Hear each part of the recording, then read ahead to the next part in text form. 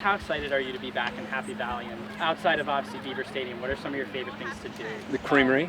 Creamery. No, I love coming to places that love college football, and we're spoiled with our show and the game I call because typically when we're here, it's a huge game.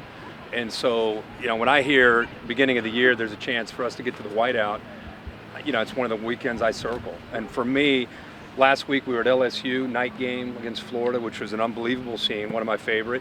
And then we back it up coming to the whiteout. So my two favorite places to watch college football and to be able to be in the booth analyzing the game and bring college game day here. So it's been awesome. I love coming here and I love the weather.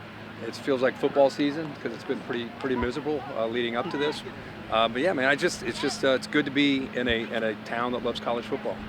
Kirk, as it stands, where do you think Penn State is in the college football playoff picture? And maybe if they're not in it right now, what do you think they need to do? Well, I think everybody's kind of maneuvering themselves for conference championships, which eventually leads to a possible bid to the playoffs. So Penn State's doing everything that they've needed to do up to this point to give themselves a great chance. There's some big games ahead of them beginning this weekend. Anytime Michigan comes to town, that's a huge game and an opportunity for them to continue to send messages. They're going to go to Columbus eventually and have a big game. I mean, there's opportunities that are going to be out there. The great thing is it's not going to be a subjective debate for Penn State. This is everything's in front of them. If they go out and take care of business, then I think they're going to be where they ultimately want to be. But I think we still, as an outsider, we still want to see where this offense is. I mean, we've seen Sean Clifford make plays.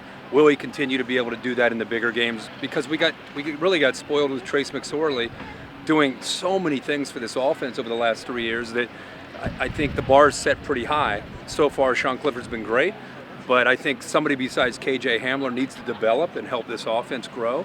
And this game this weekend will really show us more about how much variety this offense has.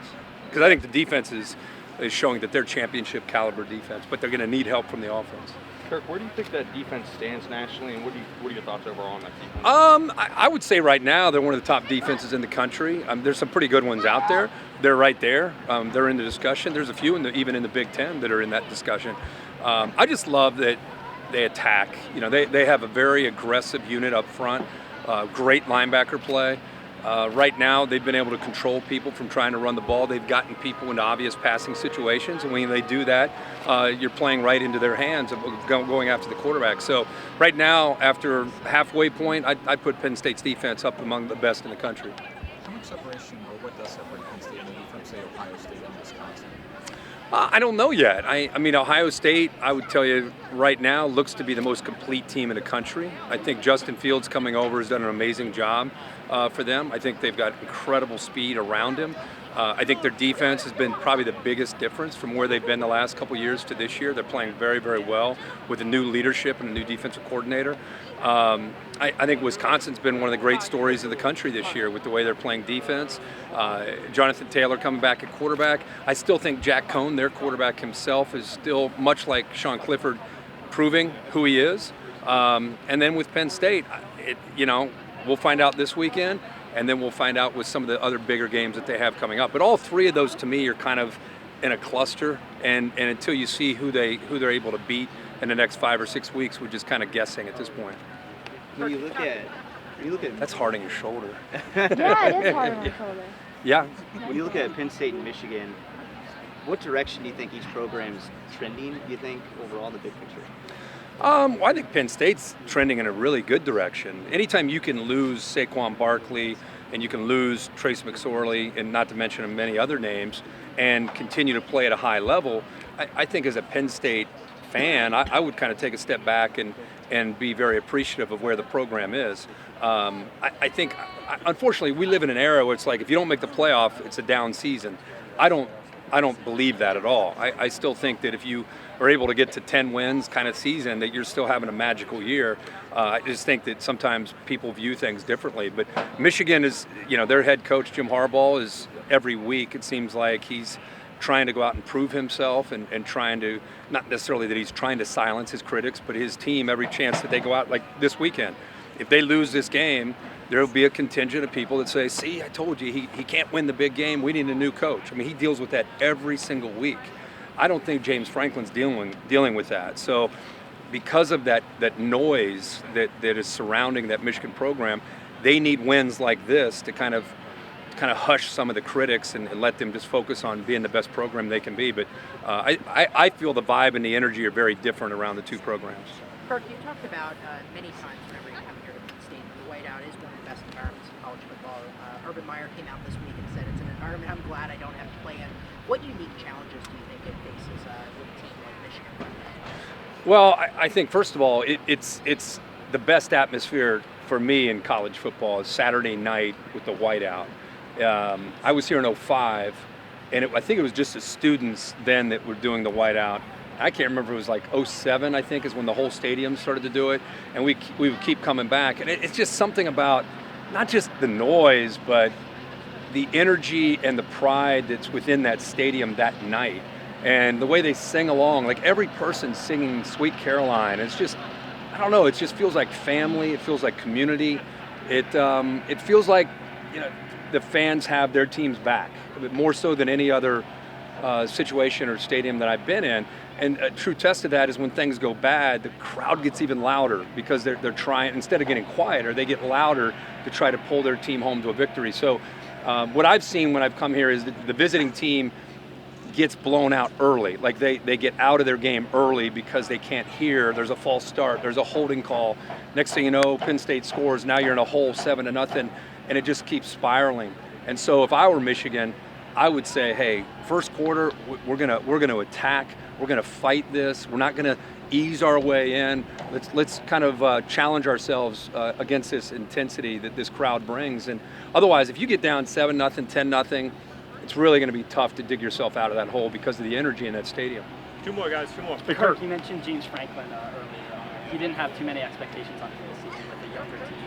So what are your thoughts on the job he's done halfway?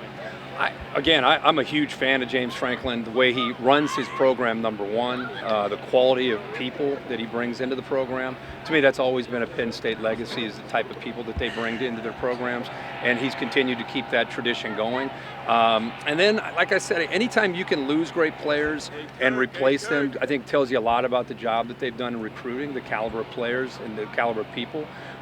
Because, this is one of those programs, let's face it, you guys, they're trying to win 11 or 12 games every year.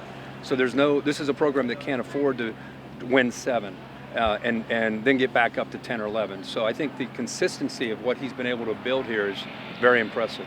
Hey, Kirk, looking at Sean Clifford's performances through the first half of the season, as a former Big Ten quarterback yourself, how would you evaluate him, and what are some things you think he needs to improve on to take it to the next level? I think he's done great. He's got huge shoes to fill, and Trace McSorley.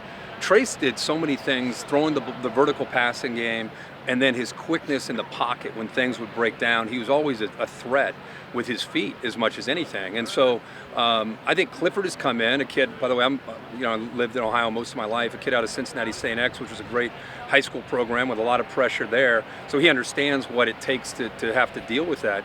But he's an athlete. You can see his athletic ability. He runs in a different way than Trace McSorley.